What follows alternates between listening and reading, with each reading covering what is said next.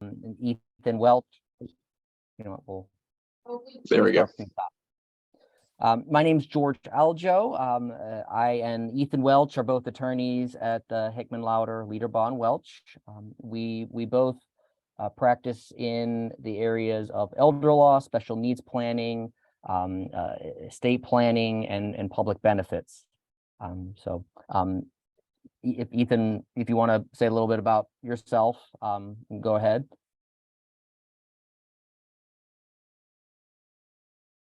Here we go. I had to unmute myself. Yeah, my name's Ethan. We'll be doing these talks for the next couple months. Every other week, we'll be choosing a new topic. Today's topic, we'll be doing alphabet soup, understanding public benefit programs. Essentially, you know, there's a lot of acronyms out there, and you know, it's hard to confuse them and hard to understand them. So hopefully, we can get some clarity in this presentation. Yep.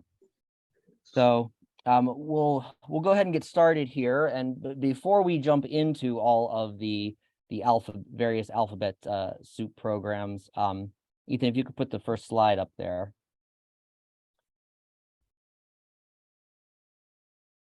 Here's what we're going to be going over. We're gonna kind of take a look at the big picture first. You know, what do we mean with these public benefit programs, and then we're going to talk about the various programs that are available and how you qualify. So, you know, talking about what you can do to get financial assistance, what you can do to get medical assistance, and what you can do to get, you know, support and services that you need.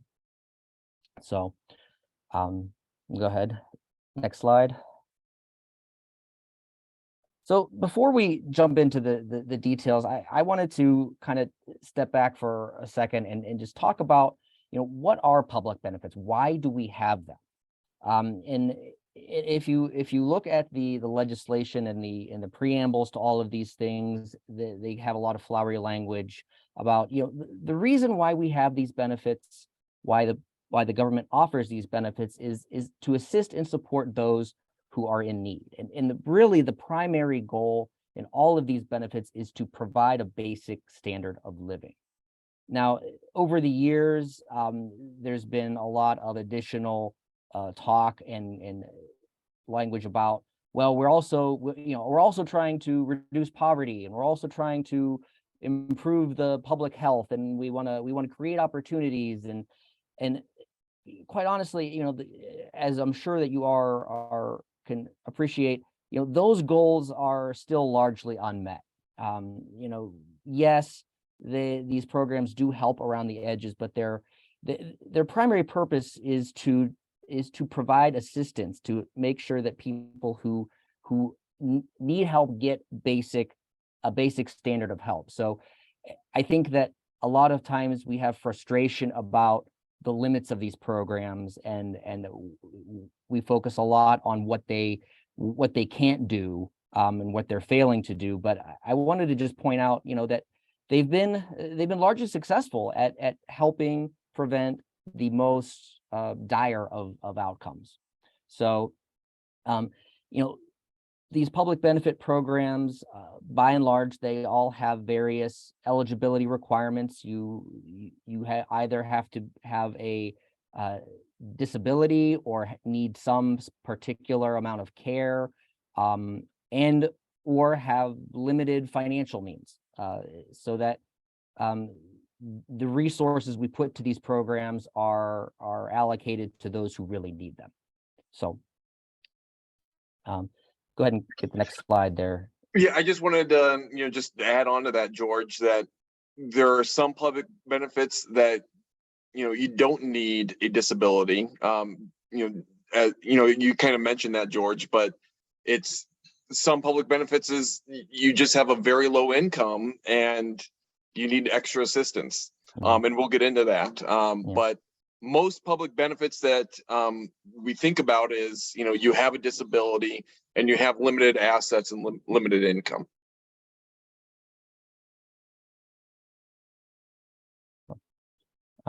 So what we talk about then is that these programs are all what we call means testing, and I think that's a phrase that kind of confuses people sometimes. It's a little bit awkward. But so what do we mean when we say means testing?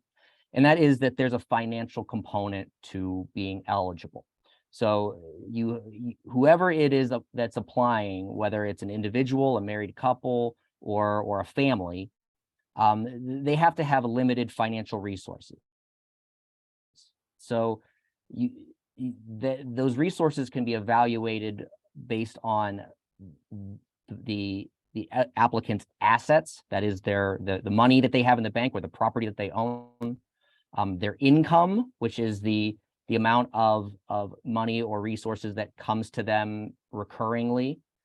And those limits can be different in different circumstances. You know, a family of 4 is going to have a higher eligibility threshold than an individual single person most of the time.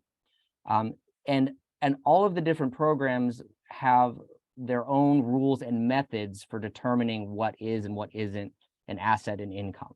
You know, they are often very common, but you know, you'll have cases where something will be exempt or okay, an exempt resource for purposes of SSI, but not for Medicaid, and vice versa. So we're going to try to tease out some of those rules here today. So go ahead, Ethan. So, you know, the obvious first step of, you know, means tested benefits that we have to look at is, you know, what is income? You know, income, you know, is not the same as what you typically would think of. You know, Social Security and Medicaid have very broad definitions of income, and then they differentiate between earned income and unearned income. So income to an SSI recipient is vastly different from a person that doesn't receive SSI. So for example, you know, what's an earned income? Well, that's obviously what that's what we see when we work, and then we get paid for that. And that's either self-employment or you're working, you have an employer that's paying you. Or if you are receiving some sort of, you're in the waiver program, it's also payments at a sheltered workshop or work activity center, you know, the adult daycares that we like to call. So that even that little income is considered income for, you know, Social Security and Medicaid purposes. Unearned income are, you know, benefits that you receive from a third-party source that you haven't earned right here and now. So it can be, you know, a pension that you've worked in and now are receiving it in a retirement, or, you know, that your parents have worked and that you're the beneficiary of, or your spouse has worked and you're the beneficiary of. Alimony and child support payments, that is unearned income. And that's especially true for, you know, with child support, that you think that child support is paid to the ex-spouse for the benefit of the child. And that's a true statement until that child turns age 18. When that child turns 18 and they are disabled, child support payments in Ohio actually continue for life, or it can continue for life. And those child support payments are income to that disabled child. So that could seriously mess up their benefits, especially their SSI benefits, if they're receiving this child support payment directly to them. So that's when we have to talk about, you know, setting up a special needs trust to receive these child support payments.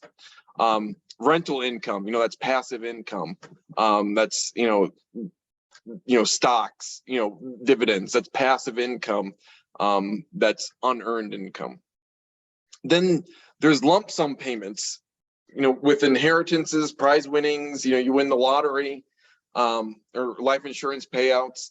Those are lump sum payments that you wouldn't have to necessarily put on your income tax return, but for Social Security and Medicaid purposes, that's income. And the month that you receive that income, your benefits could be jeopardized unless you do something then prospectively with that lump sum payment. Your benefits will continue to be jeopardized. And then in-kind support and maintenance, that is essentially for Social Security and Medicaid purposes, but mostly for Social Security when someone's on SSI, that is free food and shelter that you receive from a third party. And the most, the obvious and most well-known free food and shelter expense that is given is when an adult child who is on SSI lives with their parents and rent-free. So they're receiving in-kind support and maintenance by living rent-free. So Social Security will dock their SSI payments by a third automatically. So obviously, these income rules are very complex, and especially if you're on SSI, it makes it even more complex because there's reporting requirements. They treat earned income different than unearned income, and it goes through this crazy formula.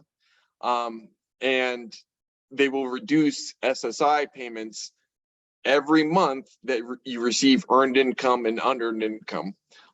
So it's hard to wrap your head around, especially, even for us, it's hard to wrap our head around. So don't feel bad if it's it's complicated. So then jumping to assets then. So assets, also called resources, means the same thing. Assets must be owned by the individual. It must be titled to that individual and available to the individual. So let's take an example here. On its face, if an account, a bank account, is owned, the name of the account says, Joe Smith is the owner of the account, that is owned by him. But maybe it's under a custodial account and the parent has, control over that account until age 25. Is that account available to the individual? Can that individual go to the bank and withdraw that money whenever he wants? No, he can't. So is that a countable resource? Then we have to decipher, is this account, is this asset exempt? So if it's an exempt asset, it's not a countable asset. This person can own this asset and still retain their benefits. Essentially, what the government is looking at is, can this account be used to pay for food, shelter, or medical expenses, or can be converted to money to pay for those expenses? That's the definition of whether this asset is a countable asset. So we listed the most common exempt assets. Household goods, that's your furniture, that's your appliances, your clothing, personal items, those are all exempt. A residence, as long as it's your primary residence, that's exempt. A vehicle is exempt as long as it's used for transportation. An irrevocable funeral contract, that's exempt as long as it's irrevocable. You go to the funeral home and you pay for the contract, or you assign an insurance policy irrevocably to the funeral home. That is an exempt asset. Then this is a weird one, that a whole life insurance policy is exempt as long as the cash value of that policy is under $1,500. So it's, and if you have multiple whole life policies, as long as the cash value is below $1,500, all of those policies are exempt. most whole life policies have a cash value of more than $1,500. But for, sometimes there is a whole life policy that has a balance or a cash value of $1,000, but the payout is $50,000. Well, that is an exempt asset. So if that person dies, their beneficiary receives, this lump sum payment from the life insurance company, and it's not subject to Medicaid. The back payment from Social Security that we see all the time, that once in a while Social Security realizes they made a mistake. They should have been paying $200 more per month to the recipient over the last 5 years. So there's a $15,000, $20,000 back payment owed to the beneficiary. Those are exempt up to 9 months after you receive that back payment. So that means that you have to spend that money within the 9 months, or you have to put it aside in a special trust, with a special needs trust, which is the next point here, the assets and exempt trusts. So that would be a third party wholly discretionary trust, a first party special needs Medicaid payback trust. And those types of trusts we'll dive more into in our later sessions. Right now, we're really just talking about the benefit portions and how to get on these benefits, how to retain those benefits, and understanding the benefits. One other exempt asset, which came to light during the past couple of years during the pandemic, is stimulus payments and tax refunds. So those are exempt like Social Security, but up to 12 months. So those payments from the government, the tax refund, if they've received, $3,000 in a tax refund, that's exempt for 12 months from the date you receive it. They have 12 months to spend that money down or put it into a special needs trust.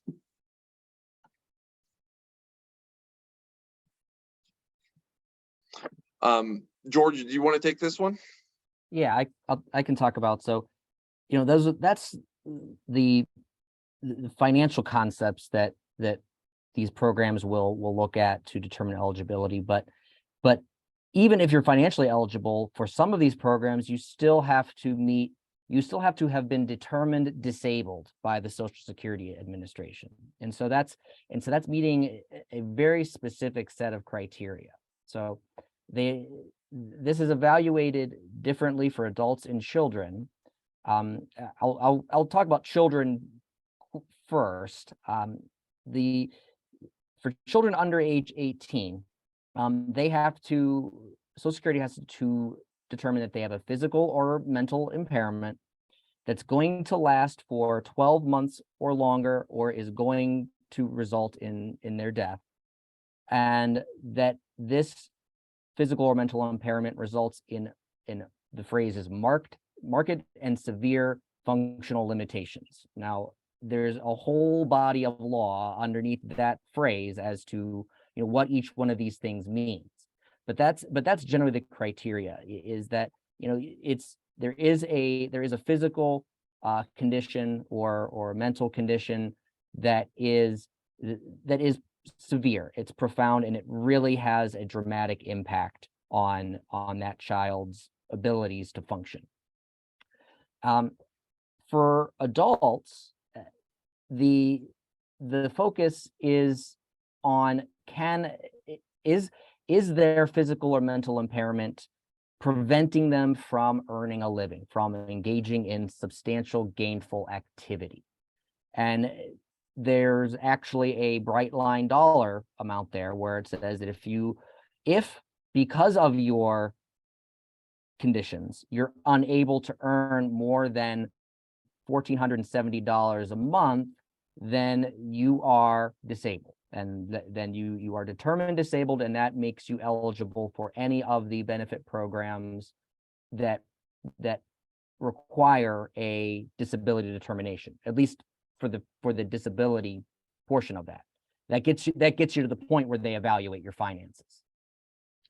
So, you know, the substantial gainful activity rule is, you know, you can have a disability, you can have an impairment, but you're still able to earn some amount of money. And so, you know, even if you're able to work, you know, part-time or on a limited basis, so long as you're really not medically unable to earn more than that amount, you'll be considered disabled.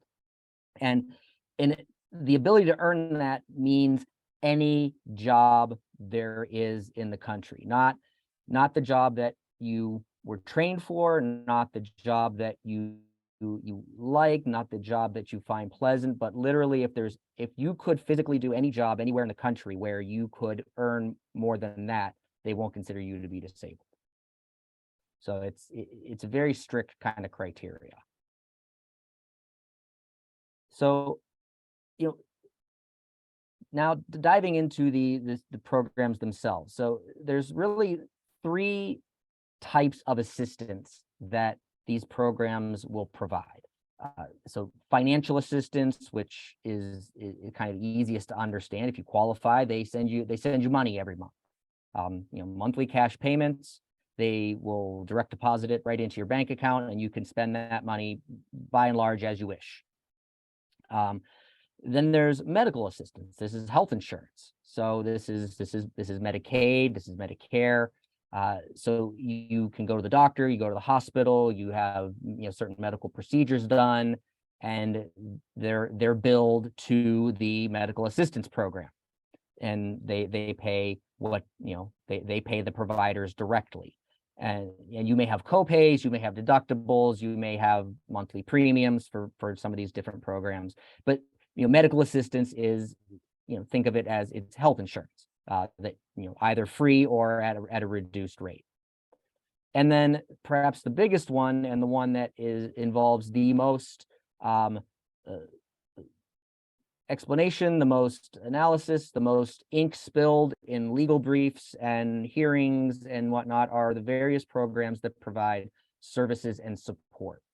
So these are direct assistance provided for things like SNAP benefits for food, or housing assistance, free or reduced housing, and help with utilities, and then care services. Do you need help with, you know, with activities of daily living like bathing and dressing? Do you need vocational support, you know, help finding a job, help training for a job? You know, group therapy, counseling, a whole host of various services and support programs are available largely through the Medicaid waiver programs, although there are some other programs that are available, you know, for things like job training and as well. So, you know, we'll talk about all 3 of these kinds of programs here and how to qualify and what you get.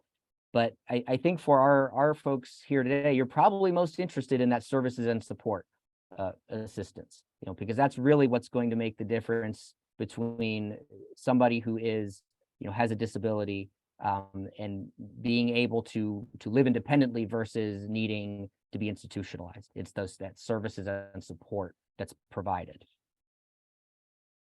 So we talked about how, you know, these various programs may require a disability determination. They may be means tested, where your finances, whether income, assets, or both. And then for some of these programs, they have asset transfer rules where you are prevented in some way from getting on this program if you have made yourself artificially under-resourced. If you have given away assets or given away income, then you may, even though technically on paper you meet the financial criteria, because you met that criteria by giving things away improperly, you won't be able to get that benefit from the program for at least some period of time. So you can look at that chart there and you can see Most of the programs we talk about today are means tested, so that financial component's really important. Many of them require a disability determination, or if you'll see in the case of Medicaid waivers, you have to show that you have a particular need of care. You need a particular level of care, regardless of whether you've been determined disabled or not. So let's jump in here. We had a question, George. Do you have to be eligible for the waiver to proceed to get SSI? So go ahead. Other way around. Being on SSI, and as we'll show, if you qualify for SSI, you automatically qualify for a lot of other programs as well. You automatically qualify for Medicaid, and if you also then meet the applicable criteria, you'll qualify for a waiver, Medicaid waiver services as well. But SSI is sort of a base level of eligibility that if you can get that, then you are fast tracked to a lot of these other programs that we're going to talk about. So, I mean, you could technically not receive Social Security, but still qualify for Medicaid and waiver. If something, if something would happen where, you just lost your Social Security benefits, you might still qualify. You probably still do qualify for Medicaid and the waiver, but typically how it works is if you qualify for Social Security, you qualify for Medicaid. Another question here was, what about Social Security payments to a disabled adult child that is received under their parents' work program? Is this a program to consider? So yeah, we'll talk about that. That program it's an automatic program that the disabled adult child is entered into. It's the DAC program, DAC. So that is if a parent is receiving Social Security disability themselves, or they are receiving Social Security retirement, if their disabled child is disabled before the age of 22, that child will start receiving 1/2 of their parents' Social Security based off of the parent's work history. So an example here is a parent, so a child is on SSI, been disabled since birth, and parent retires at age 66 and starts receiving $3,000 a month in Social Security retirement benefits. That first check that they receive, their child who's on SSI will be elevated to the SSDI program, Social Security Disability Insurance, and will start receiving $1,500 a month in SSDI. Receiving SSDI, then you will receive Medicare after a 2-year probationary period. So it's this. Yes, I mean, to answer your question, this is a program to consider. It's an automatic program, and because it's automatic, some parents want to start receiving Social Security, their regular Social Security, at an earlier date. Maybe they say, I'm not going to wait till full retirement age. I'm going to start receiving Social Security when I can at age 62 or 63, knowing I will receive a reduced rate, but my child will receive a higher rate and will be on SSDI. So we don't have to worry about SSI's rules about income and reporting requirements and food and shelter. That way the household actually receives more money. So it's always, once you get closer to retirement age, it's always a good thing to consider. Maybe I should start taking Social Security a little sooner rather than later. The Medicaid waiver, another question was, what is Medicaid waiver? A Medicaid waiver is, I think of it in two ways, and we'll get into the basic, the nitty gritty of a Medicaid waiver, later on. But I think of a Medicaid waiver in its basic necessities is the while a child is under age 18, Medicaid is waiving the financial eligibility requirement that you typically have to be, have less than $2,000 in assets, and your income has to be, less than $914 a month, because typically a child's income and assets are based off their parents' assets and income. There's the deeming requirement. So Medicaid is saying we're waiving that requirement for children.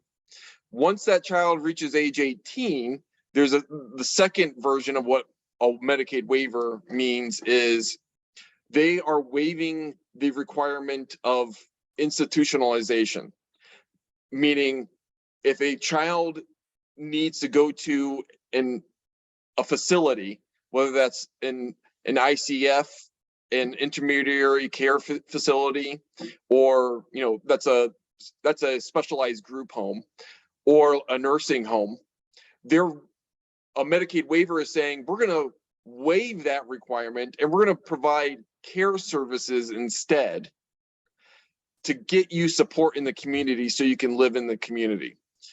That's the reason why the government and some parents in the community want that is it's cheaper, and they want to include our disabled community within the community. So that's the reason why we have and want Medicaid waivers. Yeah.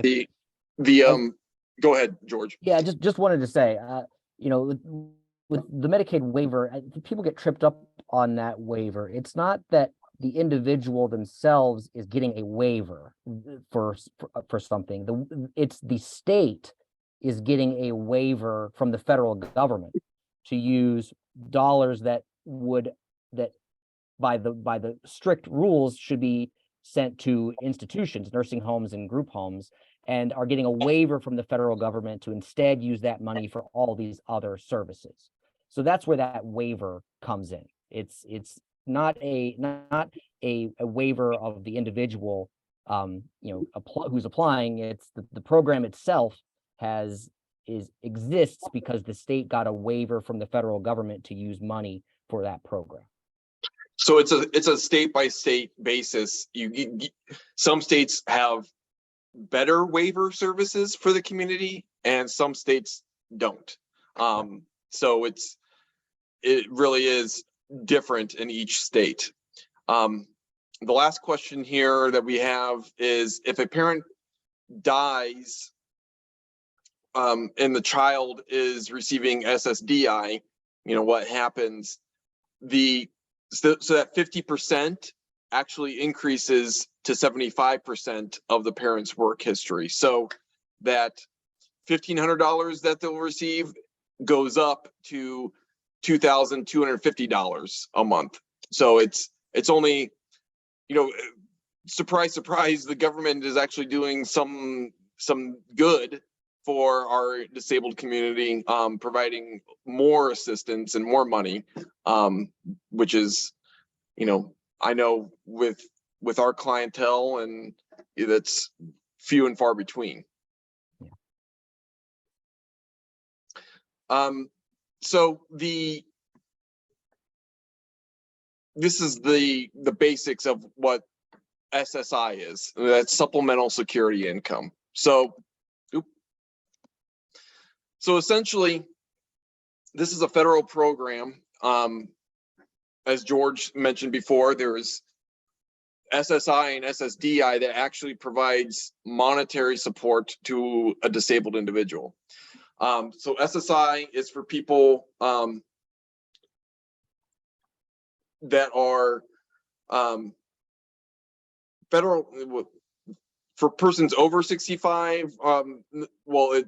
I think that's a typo. It's under over and under 65 who are blind and have a disability and do not qualify for Social Security payments.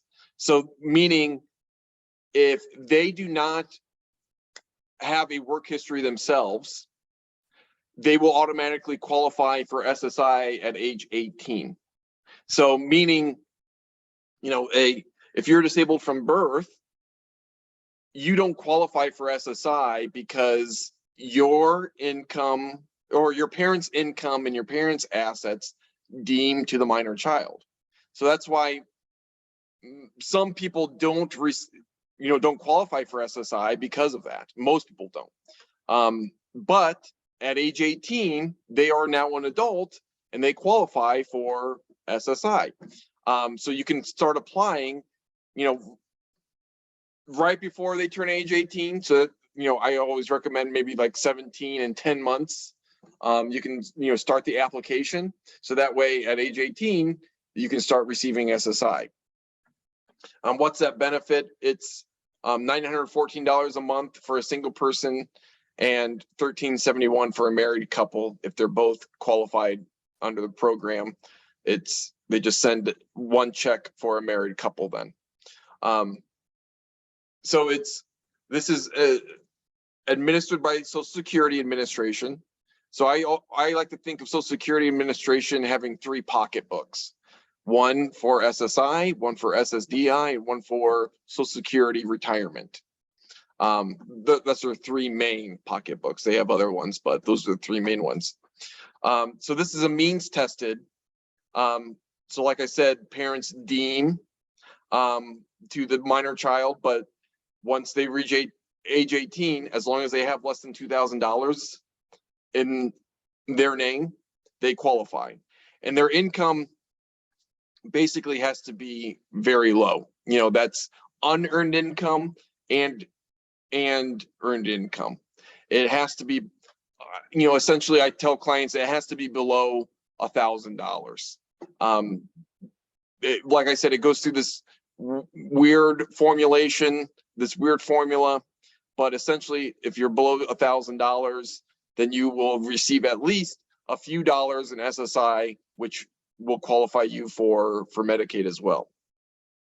So transfer of assets will result in loss of benefit eligibility for up to 3 years. So if you have $100,000 in the bank and you want to qualify for SSI and you decide, I'm going to give this $100,000 to a family member so I qualify, that means that you won't receive SSI for 3 years because you made that transfer.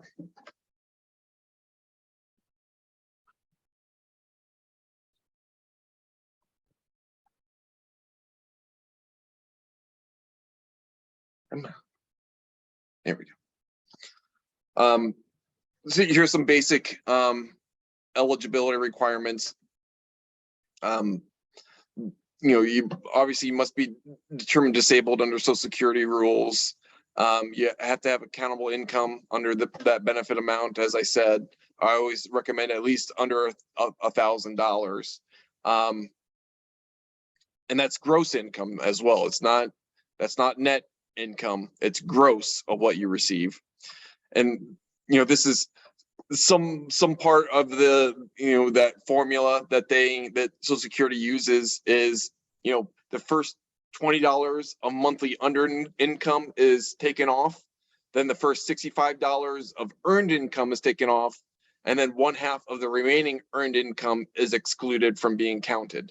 So it's a weird formula and there's other nuances to it, but that's like the basics of how they calculate income to determine whether this person should receive any SSI every month. And that's why there is reporting requirements every month, is they want to make sure that if this person is working, that their earned income is going through this formula, so that next month they can recalculate, either take some money away or add some money the next month. And that calculation also takes in account the in-kind support from, third parties, from parents, like rent, receiving free rent by living in the house. They will reduce the SSI payment by 1/3 if that child is not paying rent to their parents. So we always draft room and board agreements for our clients that pay rent to their parents, so they qualify, they have a higher amount in SSI that they qualify for. So once you receive SSI, you are categorically eligible for Medicaid. So you qualify for SSI, that information is given automatically to Job and Family Services, and you will receive Medicaid. I think I have Just wanted to yeah, touch go ahead, on, George. yeah, just in the chat, the SSI payments, don't start until after the month after the individual turns 18. So that's that's the way all Social Security programs are. The Social Security is paid in advance. So you get this month the money that you are owed for the following month. So and that's why, so if you apply in, for example, in the month that you turn 18, they're looking at the previous month for eligibility purposes. And likewise, when somebody passes away, if they've received their Social Security for that month, they'll have it taken back because they passed before they earned it. So but that is a good point, to point out that you want to make sure that when you apply, what you have a pretty good idea of what your outcome is going to be. And so that's why you want to talk to somebody like ourselves, or somebody like a Social Security disability attorney before you file that application, so that you know what the result you should be expecting will be. And that brings up a good point, George. The initial application for SSI cannot be handled by an attorney. It has to be handled by the applicant, him or herself, or the parents on behalf of the applicant. It can be handled by an attorney, but the attorney is not allowed to charge a fee. So for all practical purposes, you're not going to find an attorney that's going to take that case. In what I meant by that, yes, that's what I meant by that. And because if it's then denied, there is a question about the financial eligibility or the medical eligibility of the individual, and they're denied, then the attorney can handle the appeal and be paid for that. You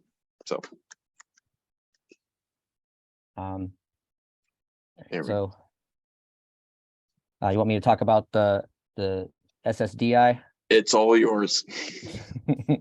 So SSI is a program that's designed to prevent people from to allow people to get their basic food and shelter expenses met if they have a disability.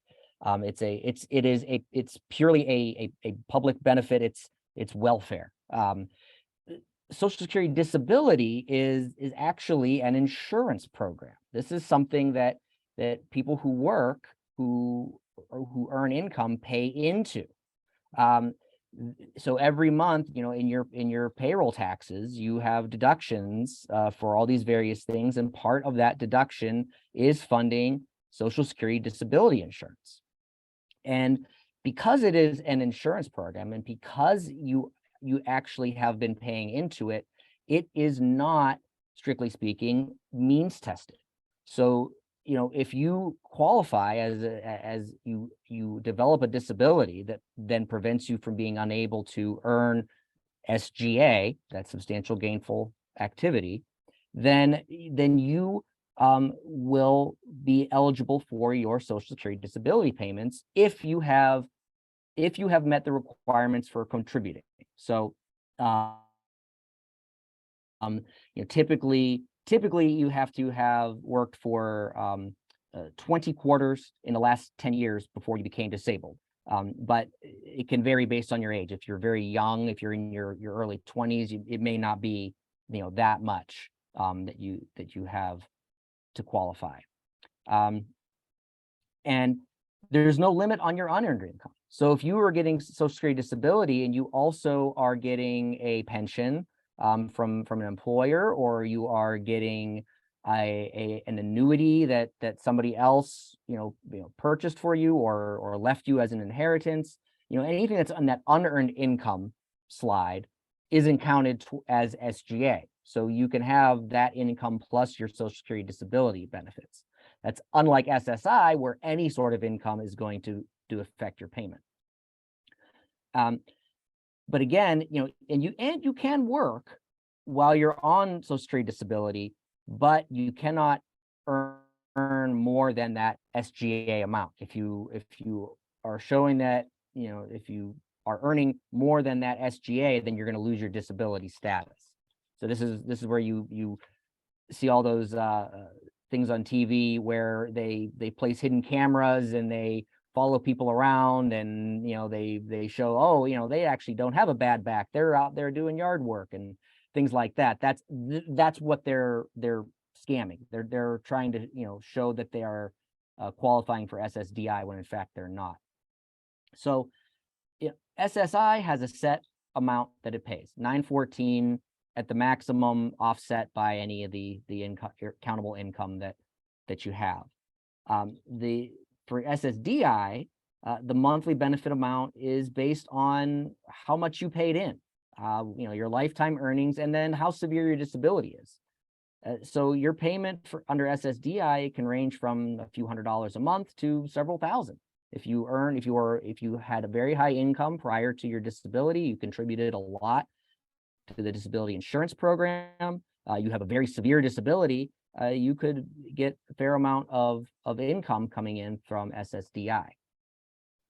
So there is a delay in getting your SSDI payments, after you have been approved. So you apply, they determine the date at which you were disabled by examining all of the vast amounts of medical paperwork that you submitted, and then your payments begin 5 months after that disability determination. Then 24 months after that, you are eligible then to enroll in Medicare, which may come with some co-pays and premiums and whatnot, but then you are eligible to enroll in Medicare health insurance. So this can often put people in a bit of a bind during those first 24 months, first couple of years, because they are earning, they're getting a Social Security disability payment that's higher than what we'll see what Medicaid allows them to earn and qualify, but they cannot yet enroll in Medicare. And if their former employer or they don't have some other source of health insurance, it can put them in a real tight spot as far as getting their health coverage, particularly if their disability, is something that requires a lot of ongoing expensive medical care. So this is one of those gaps out there in these programs that doesn't always have a good solution to, and can really put people in a tight spot. So that said, once you're on SSDI, you will be eligible to enroll in Medicare after 24 months. Okay, so I like this slide because it shows that these programs are very similar to each other, but they are very different from each other as well. So you can see that, Social Security, SSI, and SSD or SSDI is the financial side of things, so they're related to each other. But the medical assistance is also related to the financial assistance. So Medicare is related to SSD, and Medicaid is related to SSI. So if you qualify for SSI, you qualify for Medicaid. If you qualify for SSD, you qualify for Medicare after that 24-month probationary period. And then if you qualify, you might qualify for all four programs. There's some clients that they receive a little bit of SSI and they receive SSD. So they qualify for Medicare as their primary and Medicaid as their secondary. And we'll get into that dual enrollment in a later slide. Okay. I have some questions here that came up. Was our daughter is 28 and qualifies for medical insurance. She is now becoming eligible for Medicare. Is there a requirement to take Medicare? There isn't a requirement to take Medicare, but she might be, you know, if later on in life she needs to get on Medicaid, there might be some penalties if she did not get on Medicare, and it just opens up a whole host of issues if she doesn't get on Medicare now. She can still be on the private insurance and be on Medicare. So she can be on the private insurance as her primary, and Medicare can be the secondary. Alicia,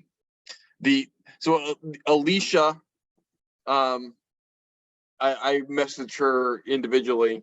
Her question was very fact specific, that we just can't, you know, I would spend about 30 minutes talking over that. So for time purposes, if you have a specific question about your circumstance, just feel free to reach out to our office and an attorney will be able to, you know, speak about your specific instance.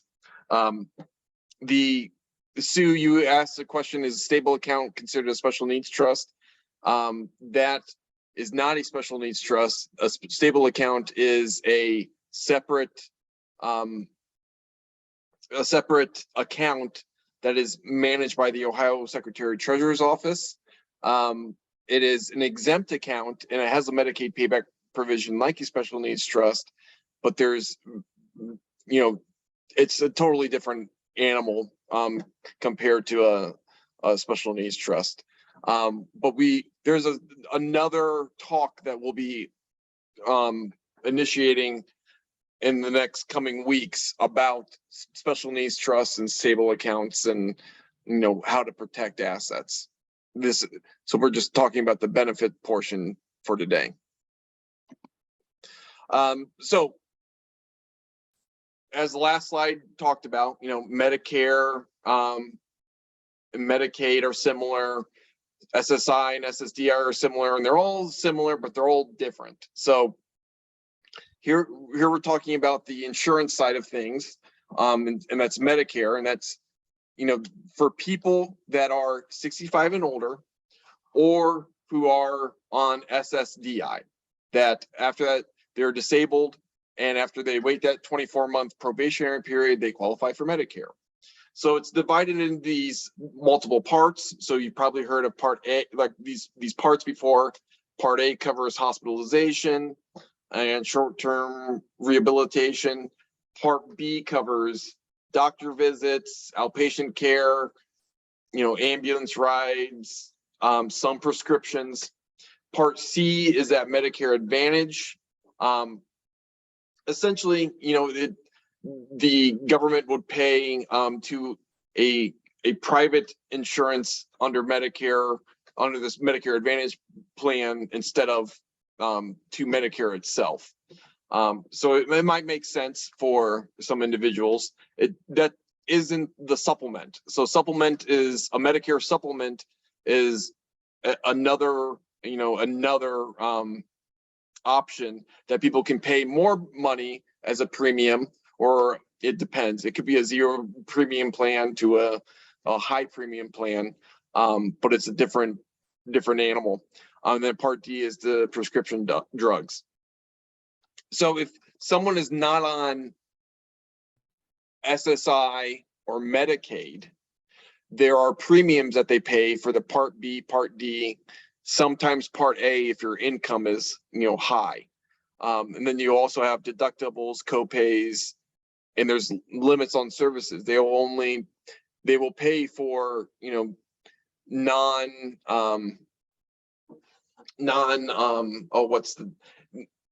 they'll only pay for services that are active, that are not experimental. That's the term I was fishing for. So it all depends. It all depends though. But if someone's on Medicaid, Medicaid pays for, these out-of-pocket costs. So they pay for the premium. So essentially, their insurance is first covered under Medicare, and Medicare, what they don't cover, Medicaid, picks up. So they don't, an individual might not see anything, on it, from their daily or monthly or yearly visits to the doctor. It just, if they qualify for Medicare and they've been on Medicaid their whole life, but it just, the payments for their services comes out of different pockets. So Medicaid insurance, but let me take a look at the chat here. Yeah, and I would just remind everyone, okay, if you're going to post a question, make sure that you're posting it to everyone, so that way everybody sees what you're asking. Okay. So the Medicaid health insurance, it gets complicated because there's different programs in different eligibility categories. Some are needs-based, some are not. Some require disability, some don't. And some programs offer more services than others. It all depends on what you qualify for. And if you ever have applied for Medicaid, you've probably received multiple notices of actions from Job and Family Services saying that you've been denied for this Medicaid, you've been denied for this Medicaid. And then finally you get one that says, oh, you've been accepted for this Medicaid. That's because they throw your application in the system and they go through every Medicaid eligibility that's out there. And depending on what your income and assets and disability is, they will say, oh, you've been denied for these 6 services, but you've been accepted for these services. So Medicaid is essentially designed to cover low-income adults that are disabled with very limited means. That's the gist of what Medicaid health insurance is. But there is, as we'll talk about, there is a type of Medicaid that is part of the expansion Medicaid that allows people to not have a disability but still qualify for Medicaid.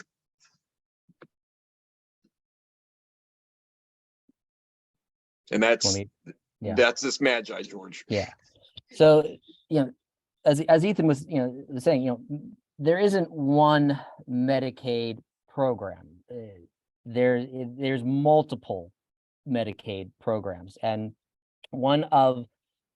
there's the idea of there's this base eligibility level. So depending on which Medicaid calls them coverage groups that you are in, it determines what criteria they use to determine if you're eligible for Medicaid. So the newest eligibility group, which came in under the Affordable Care Act and was implemented in Ohio in 2014, is called MAGI. Stands for Modified Adjusted Gross Income, and this is that Obamacare expansion. So this is the idea that it's to cover all adults over age 18 and under 65 who aren't covered by other insurance. Prior to this, to get Medicaid, you had to belong to one of a few very narrowly defined categories. There was, if you were if you were aged, blind, or disabled, or if you were a woman raising children, or if Medicaid, and still does, covers hospital births. So there were all these various, programs, but there was nothing really for just somebody who had very little income to be able to afford health insurance. And this was what was part of the problem that the Affordable Care Act was trying to address is that prior to this, people were going into the emergency room and the law requires that the emergency rooms treat people, and if they can't pay, then they can't pay. So this was a way of trying to reduce the cost of that situation. So what MAGI Medicaid does, it covers these adults who are between 18 and 65 who don't have insurance. And the important thing to remember with MAGI is that it is means tested only on income. So there's no asset test, there's no resource test for MAGI Medicaid. I tell people you could have $1 million in the bank, and if you have no reportable income, you'll qualify for MAGI Medicaid. Now, in that example, if you have $1 million in the bank, it's likely earning some amount of interest, and the amount of interest that it's earning may be included in your income. And MAGI is the Medicaid program, the means tested program that comes closest to following the IRS's rules when it comes to income. So we talked about all of these various things under all these other rules about what is income, what isn't income, and how it's different. Whereas MAGI is really, it follows the IRS rules for how they determine adjusted gross income. But then it also includes some things that the IRS doesn't include in your AGI, untaxed foreign income, the Social Security benefits that aren't taxed, and otherwise tax exempt interest. So it's a little different, but it's probably the program that comes closest to the IRS's rules as far as income goes. So if you meet those eligibility criteria, you're under age 65, over 18, you have little to no income. The limit is, and actually I should have put this on this slide, it's 138% of federal poverty level. And this year, hang on, I can look that up.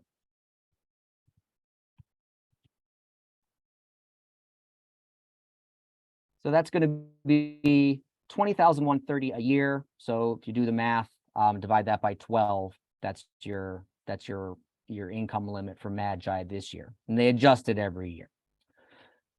So this has really been a positive development, because this is going a long way to addressing that gap that I talked about earlier, although not always.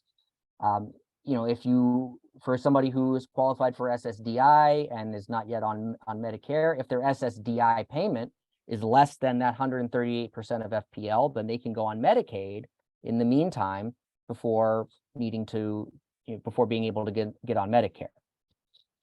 If somebody loses their job and they can't afford, they either didn't have health coverage through their job, or they can't afford the continuing COBRA premium payments, they can have health insurance coverage while they're looking for a new job. It's really helped a lot with some of these situations where people find themselves in where they lose their health insurance coverage. And the other thing then to keep in mind, and when we talk about these waivers, all of these Medicaid waivers, their eligibility all starts out with the individual must be eligible for Medicaid. Well, guess what? If you're eligible under MAGI, you're eligible for Medicaid. And if you're eligible under MAGI, there's no asset test, there's no transfer test. So a lot of times people can get onto a Medicaid waiver that is going to provide services or payments to a nursing home, for example, and not meet the more strict resource and transfer criteria that somebody would who wouldn't be eligible under MAGI. If you go to the next slide there. Except for just to clarify that, what George is talking about is the Medicaid waiver for the home care base or assisted living types of waivers, not for DD waivers. So you need to be still have that disability requirement to receive a DD waiver, which makes sense. They're not going to give a DD waiver to someone that doesn't have some a disability under MAGI. Yeah. Well, and also if you've been determined disabled, then you'll be, likely you will be qualifying for Medicaid even without MAGI, because if you're an SSI recipient, you're automatically, categorically eligible. So you don't even Right. have to go in under the MAGI analysis. So it's kind of like they talk about the funnel, where, when somebody applies, they first see, okay, is this person SSI eligible? Okay, if no, then we look at them under MAGI. If they're MAGI eligible, then no, then we look at them under the other criteria that are out there. Then the next one that's most common there is Medicaid for the aged, blind, or disabled. So this was the way that Medicaid was evaluated in the pre-Affordable Care Act era. It still evaluates eligibility when individuals are outside of that MAGI criteria. So somebody who's on Medicare, somebody who's over age 65, and the base eligibility limits are very restrictive here. It's the same $2,000 maximum accountable assets that you have for SSI. It's the same, $914 maximum countable income for an individual that you have on SSI. But, and we'll talk about this with the waivers, the individuals who need hands-on assistance with activities of daily living, or as Ethan will talk about, have certain qualifying illnesses. There's other programs that aren't base eligibility. They can nevertheless be eligible for Medicaid at higher income and potentially asset levels under these Medicaid waivers, and Medicaid waivers all come with base health insurance coverage.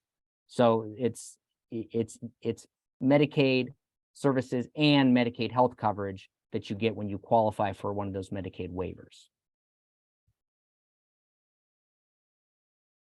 So for individuals with, again, disabilities, who are able to work, they have slightly more generous criteria for then still being able to get Medicaid health coverage. So they can actually earn up to 250% of FPL, federal poverty level. Again, with all those disregards and credits and that complicated formula, but they have to be employed in paid work, either part-time or full-time. They got to be a citizen or a legal resident, and that goes with all of these programs. I mean, despite what you hear out there on talk radio, Medicaid does not cover, by and large, illegal immigrants. It doesn't cover people who are here illegally. They're not getting, they're not getting Social Security payments. They're not getting that kind of stuff. You got to be a citizen or a legal resident.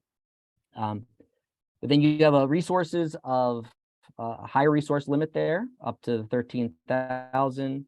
However, if you have a higher income, if you're at the sort of towards the top of that resource eligibility, they may, Medicaid may require you to pay a monthly premium to enroll in Medicaid. One of the rare instances where Medicaid will in fact charge a premium to the individual.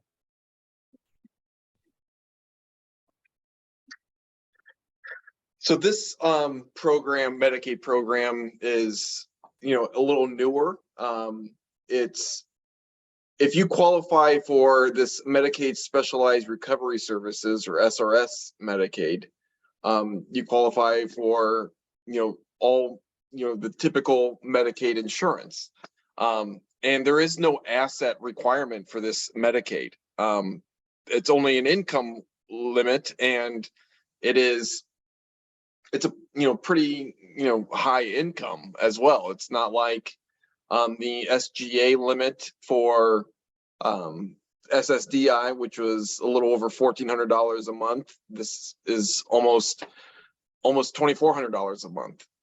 But there's certain requirements to qualify for this SRS Medicaid, and you have to be 21 or older, and you have to be diagnosed with a certain type of illness whether a mental illness or a diagnosed chronic condition. And here's some examples, you know, HIV, AIDS, end-stage renal disease, but also the mental illness side would be schizophrenia, schizoaffective disorder, bipolar, and there is a whole list of illnesses that are listed on the Ohio Administrative Code and regulations. I think there's about 50 of them, but it has to meet this criteria of being a, you know, chronic, severe, and persistent disease. You also need help with medical appointments and or activities of daily living. You have to be disabled under Social Security rules of disability. There are certain exceptions to that, of course, but we're just talking in generalities here. And you do not live in a nursing facility, a hospital, or similar setting like an ICF, an intermediary care facility, if you're in the DD system.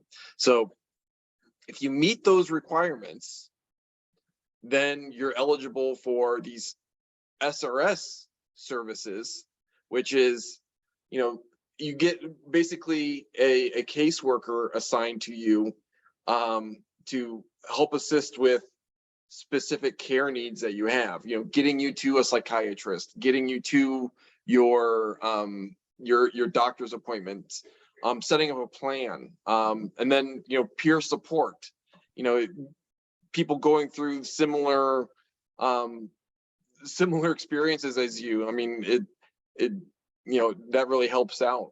I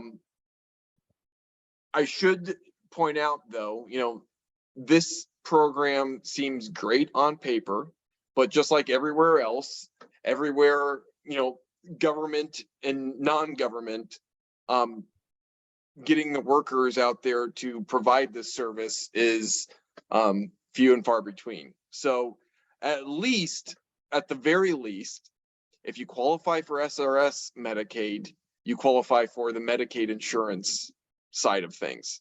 So of course, it would be nice to get these extra services that SRS provides, but at least you'll get the Medicaid insurance if you qualify for this type of Medicaid. So we mentioned this about, you know, dual eligibility for Medicare and Medicaid. If you are receiving both Medicare and Medicaid, you know, the Medicare component is your primary. That's your primary insurance, and Medicaid, like I said earlier, pays the difference. Pays co-pays, deductibles, and out-of-pocket costs that you otherwise would be paying for. However, you know, there's different tiers, different levels. You know, the first, if your income is below the Medicaid eligibility, well, you receive full Medicaid benefits. If your income is a little higher, where there's a gap between you receive too much income to qualify for full Medicaid benefits, but you don't really receive that much income on top of what Medicaid would allow. There's these programs that pay for your Medicare out-of-pocket costs. So it goes in order here with qualified Medicare beneficiary, the QMB, the specified low-income Medicare beneficiary, the SLMB, and then the qualified individuals, QI1, and the qualified disabilities workers individuals, QDWI. So, you know, we weren't kidding with the alphabet soup here. I mean, it's they like to throw these acronyms out there, and it gets confusing. But essentially, it's a tier system that if your income, you know, falls in that range, you don't qualify for Medicaid, but Medicaid might pay for your Medicare Part B premium. or they'll pay for all of your co-insurance and your Part B premium and all of your deductibles. There's just added benefits if you don't qualify for Medicaid, but you might qualify for one of these programs. There is, as we pointed out here at the bottom, there is a resource limit to qualify for these programs, in addition to the income level. Ethan, can you go back there just for 1 second? This is Sure. very much as an aside, but we talked about the adequacy of these programs. So, a qualified Medicare beneficiary's income limit is 100% of the federal poverty level, and that's $1,215. Remember what the SSI maximum payment is, $914. So when we talk about, these programs being inadequate, somebody who's relying on SSI for their to live on is by definition living in poverty. And it's something that I think a lot of people don't quite realize when they think about, well, somebody's on government benefits, so they have it easy. It's unfortunately not the case. Right. There's bad apples everywhere, but the majority of these people it's different, and they live in a difficult situation and because of their disability. But that's a different topic. I'll get down off my soapbox. Yeah. So now we've come to the part that I'm sure that you've all have been waiting for. We're going to talk about the Medicaid waivers, and we've touched on it a couple of times here. They're called waivers because the state Medicaid programs have got a waiver from the federal government to use Medicaid dollars for things other than institutional care and medical care. And what the Medicaid waivers, by and large, these waiver programs, I guess is what we should really call them, they are to provide services and support to individuals in the community. The idea is you allow the individuals to avoid being institutionalized, but still provide the care and support that they need to be healthy and be active and be able to thrive. The waivers they're administered by the Department of Medicaid, but a lot of the eligibility determinations and service providing and things like that are outsourced either to the Department of Developmental Disabilities for the so-called DD waivers, or the Ohio Department of Aging in conjunction with our county departments of Job and Family Services for the home and community-based services, HCBS waivers. So we'll get into those here on the next slide. But for waivers, you have to meet what's called a level of care criteria. And so this is a little different than the Social Security disability determinations. This is, do you need the kind of help and assistance that these waiver programs are designed to provide, regardless of whether you have that official designation of being disabled or not. For a lot of individuals, they may not need to apply to Social Security to get a disability determination. If they're still a minor child, they may not have applied to be determined disabled. If they're somebody who is a senior who's receiving Social Security retirement, they may have no need and wouldn't qualify for the financial assistance from SSI or SSDI. So there's no need for them to get a disability determination. So instead, for these Medicaid waivers, by and large, there will be an assessment done either by the DD board or by the Department of Aging through the area agencies on aging, to determine if the individual meets the applicable level of care for the waiver. So the DD level of care requirements are if they're from birth to 9, a a substantial developmental delay or condition that results in substantial functional limitations in 3 areas of major life activities. For 10 and over, it is a severe chronic physical or mental impairment diagnosed before age 22 that results in substantial functional limitations in 3 areas of life activities. And in those areas are self-care, communication, learning, mobility, self-direction, independent living, and economic self-sufficiency. And the level of care assessment that the DD assessor will follow is close to 40 pages, I think. So it's a very, very detailed kind of analysis that as they break things down into, does the person meet these, all of these check boxes to get that DD level of care. But if they do meet that level of care and they meet the financial criteria that we'll talk about, then they will be eligible to enroll in the waiver program and hopefully get the services that program is designed to provide. For the home and community-based waivers, they need to have what's called an intermediate level of care. So this is kind of a different analysis. So to meet intermediate level of care, the person needs to have either require hands-on assistance with at least 2 activities of daily living, or need help with 1 ADL and have somebody manage their medications for them, or they require at least 1 skilled nursing service. That's, do they have a trach? Do they have a vent? Do they need wound care? That kind of thing. Or they have a cognitive impairment in which they require 24 hours, supervision and support to prevent harm. Does somebody have, dementia and wander off? So those ADLs are mobility, bathing, grooming, toileting, dressing, and eating, physically chewing and swallowing.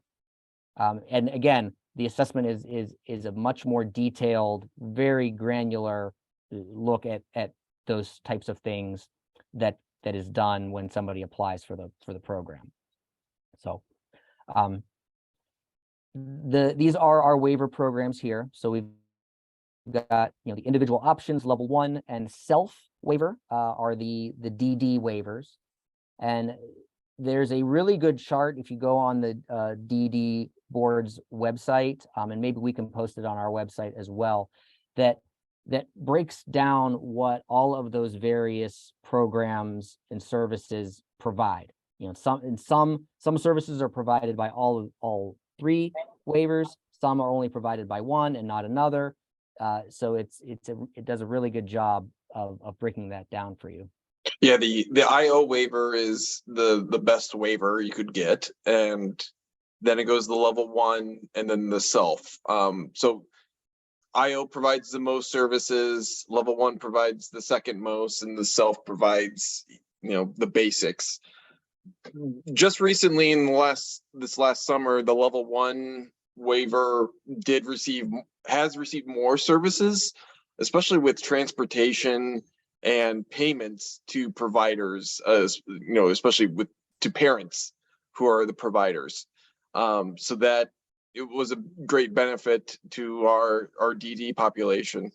And then, as George pointed out, that there's these waivers for from the Department of Aging that allows Medicaid to be paid if they are in an assisted living, or they want to receive care at home, and that's with the passport or the home care waiver.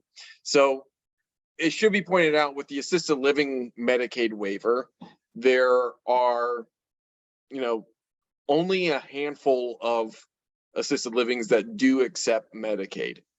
Most nursing homes accept Medicaid, but only a handful of assisted livings accept Medicaid. So that's just because you qualify for Medicaid, that doesn't mean that the assisted living accepts Medicaid. So you'd have to go to a Medicaid facility that accepts Medicaid. the passport and home care waivers, those are very similar. It just depends on the age of the individual. So you could still get on Medicaid and receive caregiving services in the home, and receive full Medicaid insurance benefits on top of that. But like I mentioned this before, like everywhere else, you depending on caregivers to come in who are Medicaid eligible caregivers, it's not as easy as it is on paper. There aren't enough workers out there, in our experience, to get those Medicaid providers in there for the amount of hours that you truly need. But that's just the practicality of the matter. Doesn't mean that you should not apply for passport, not apply for home care waiver. It just means that we just need to be able to, set our expectations to actually receiving those caregiving services that we might need. So, for the financial eligibility portion, all waiver programs require basic Medicaid eligibility.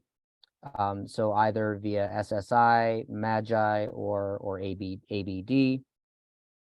However, for the waivers, you are permitted to have a higher amount of countable income, so up to 300% of the SSI rate, which is referred to as the special income level.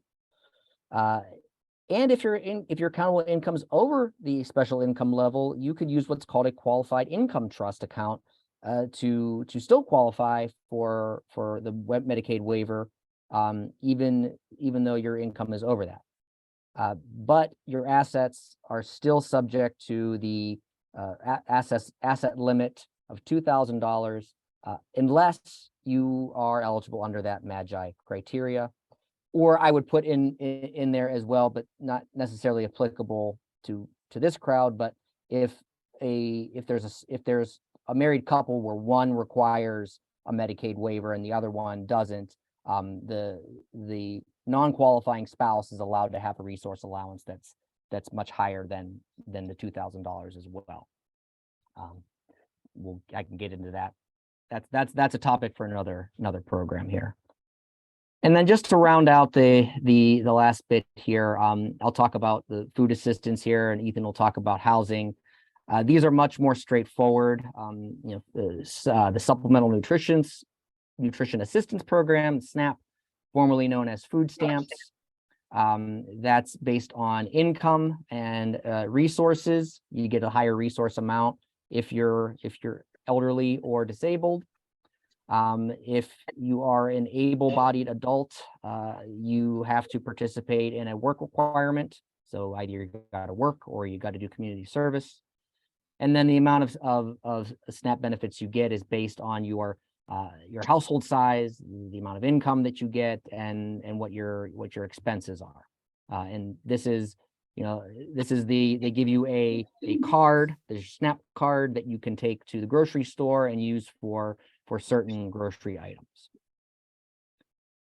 Yeah, and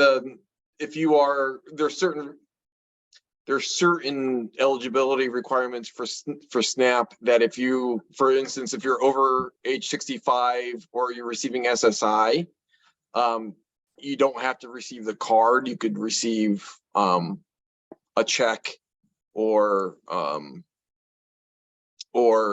directly deposited into a checking account.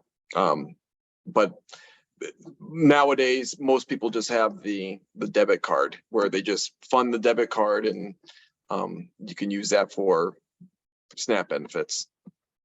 And then housing assistance. So if you fall below the income level, you will receive help with your housing. But there is a huge waiting list for assistance.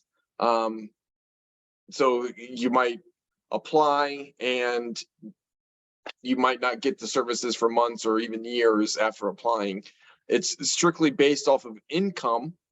There doesn't need to be a disability requirement. And then there's also a utility assistance that's also based off of income. HEAP and PIP.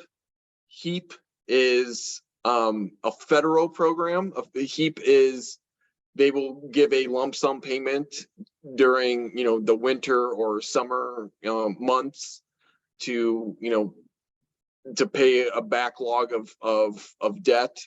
If you qualify, if you have certain income eligibility requirements. And then PIP is the Ohio program that will reduce your payment to the utility company.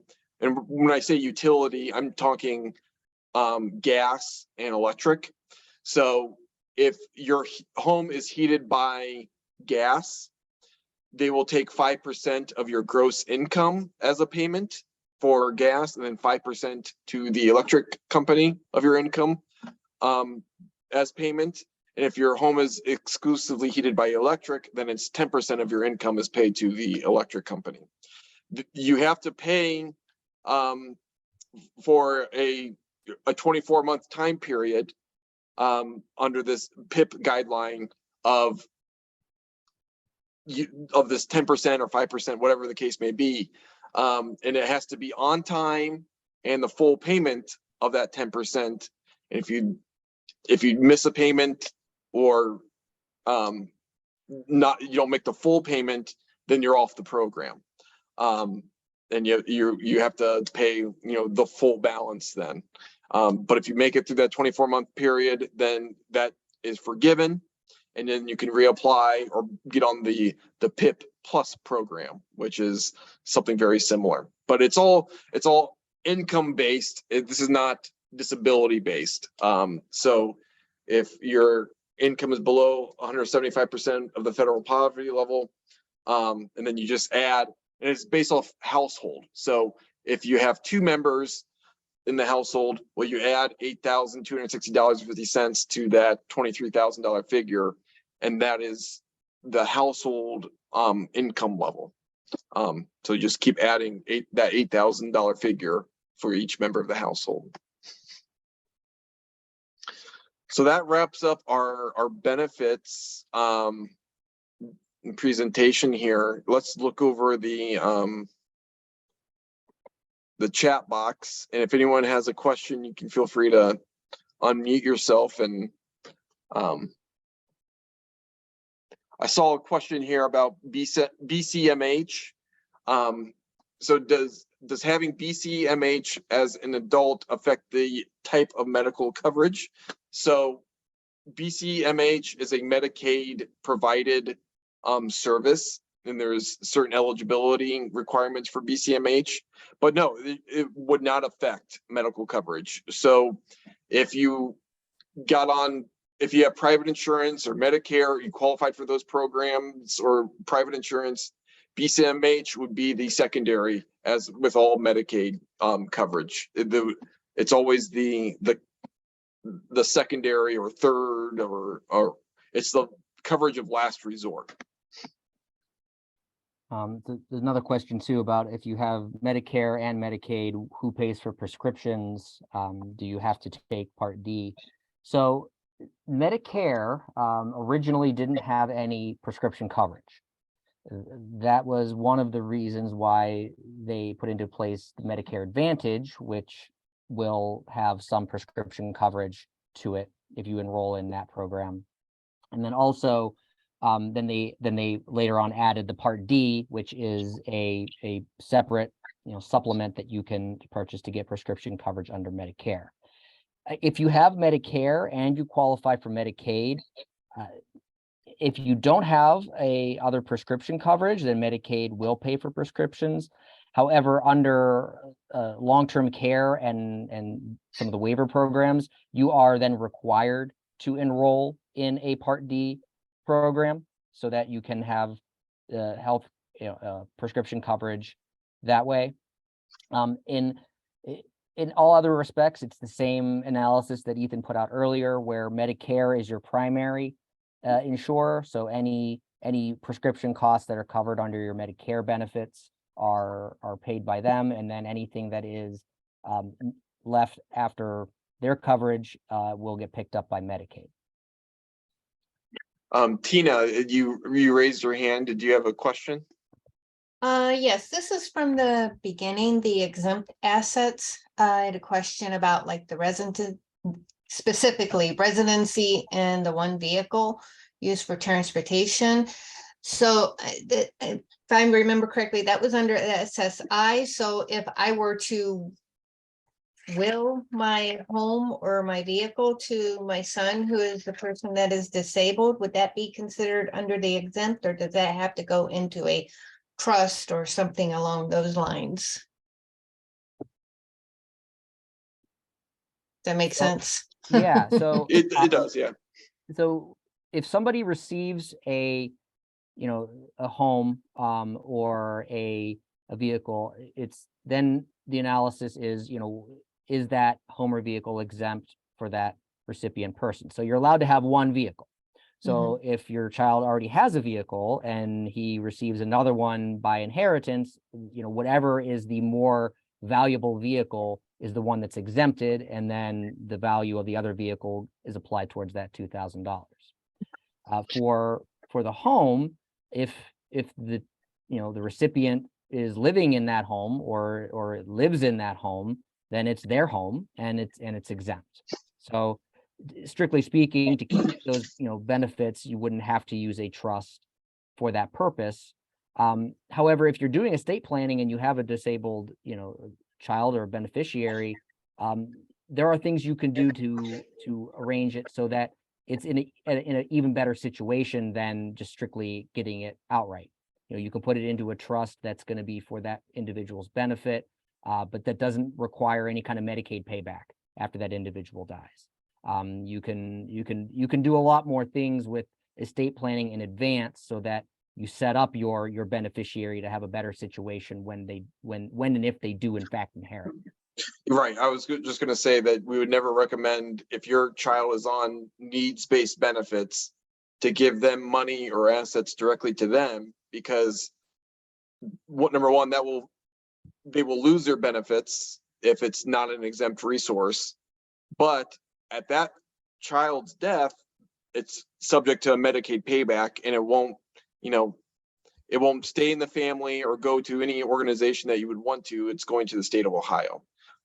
So always keep that in mind. Some other questions came up here then. Well, in that kind of Jill's question here kind of segues to that. Are funds and special needs trusts subject to be taken by the government upon the death of the disabled recipient of the trust?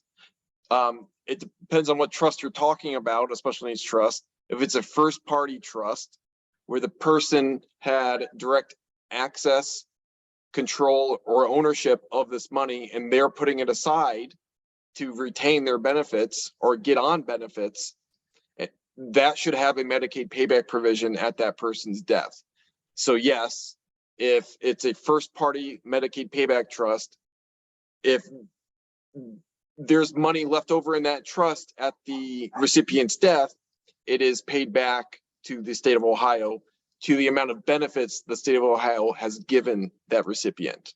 So if Medicaid says we only gave $5,000 to the Medicaid recipient, we get the first $5,000, and there is $100,000 left in the trust, well, they get the first $5,000. The rest of it goes according to the terms of the trust. But that's few and far between. If someone is on needs-based benefits, most likely their Medicaid benefits are very high. So it would eat up most of what's left in the trust. A third-party trust, though, is a parent setting aside money in a trust for the benefit of their disabled child that does not have a Medicaid payback provision. So at that child's death, it will go to family members, it will go to organizations, charities, wherever you say you want the money to go to at that child's death. You want to take the next question, George? Yeah, I can answer Chet's question here really quickly. Is JFS evaluating each annual Medicaid renewal for all Medicaid programs? So the annual Medicaid renewals are a more abbreviated process. So they do at that point, rerun the person through the various eligibility categories. But by and large, what they're looking for is just to update the information in their system as to, the person's income, their health insurance, et cetera. If somebody does, at renewal time qualify for a more advantageous Medicaid program, they will then enroll them in that newer one, or at least give them the option to enroll in that better Medicaid. Yeah, I was thinking of something along the lines of if a person's on Medicaid and they had an accident and they qualify for long-term care Medicaid, it's just a different different program. It's a different flip of the switch, but you should tell them, but that in that scenario, the nursing home or facility would, notify Job and Family Services themselves. Right. So it all depends. I mean, if you know of a program, it would be best to tell them that you want this program, just to make sure that they are, focusing on that. Yeah, don't wait for renewal time to make changes. If you know that you are now qualifying for additional services, apply for those services, enroll in those services right away. You can apply at any time, especially if you're denied for Medicaid. You can apply right away. And if you're denied because you had too much money in your hands, well, if you move that money out under Medicaid rules, put it in a trust, made it an exempt asset, you can qualify for Medicaid now. So reapply. There's no limit of applications that you can do. Yeah, you don't have to wait or anything like that. Right. So Beth had a question here. So once someone has a level 1 waiver, is there an income amount that could cause them to lose it, such as an increased Social Security benefit when DAC starts being paid to them? So a DAC child, they are an exception to the rule. So a DAC child, because they know Social Security and Medicaid knows that this person, now adult, was on SSI and they had a limited income, but based off their parents' work history, they're going to receive more money, whether that's 50% of their parents' amount or 75% if that parent passes away. That child will, on its face, not qualify for Medicaid and Medicaid waivers. But because they're a DAC child, they're disabled before the age of 22, they still qualify for Medicaid. So they're the exception to the rule. The next question here was, my mother-in-law is 80 and battling pancreatic cancer. So far, she's doing okay, but can and how should she apply when she needs more services like in-home care? You should talk to one of us, a Medicaid elder law attorney, and we could protect assets, get your mom qualified for Medicaid if she needs in-home care, assisted living care, or nursing home level of care. Hopefully it doesn't have to come to that, but you should, if you are thinking that your mom needs more care, it's best to talk to an attorney sooner rather than later. At the very least, talk to us so that we can talk to you a little bit and say, okay, we don't see any issues as far as your her eligibility. She's under she's under the resource limit, so go ahead, and you don't necessarily need an attorney to apply if you're in a situation where you're already eligible. You can we might tell you to buy a funeral plan, or make an improvement on the house, spend that money down, and you qualify then, and that will get her some more services that she would need. Yeah, it's worth talking to somebody like us before making an application. Where would she apply? So she could, if she's going to need home care services, my recommendation is to reach out to the Area Agency on Aging, and connect with them, because they'll be the ones who will, start the process rolling, and then, they'll come out, they'll do the assessment, and then they will then get the application into Job and Family Services that then you'll have to follow up on, to provide the financial verifications, et cetera. So, you can apply on your own. Having somebody like us, or a professional of some sort, at least giving guidance, if not outright, handling the application on her behalf is always smart, because a lot of times, when it comes to eligibility, the county departments make mistakes. They don't get their rules right. So, you get a denial, you don't necessarily know if it's genuine or if it's because they pushed the wrong button or misunderstood their own rule.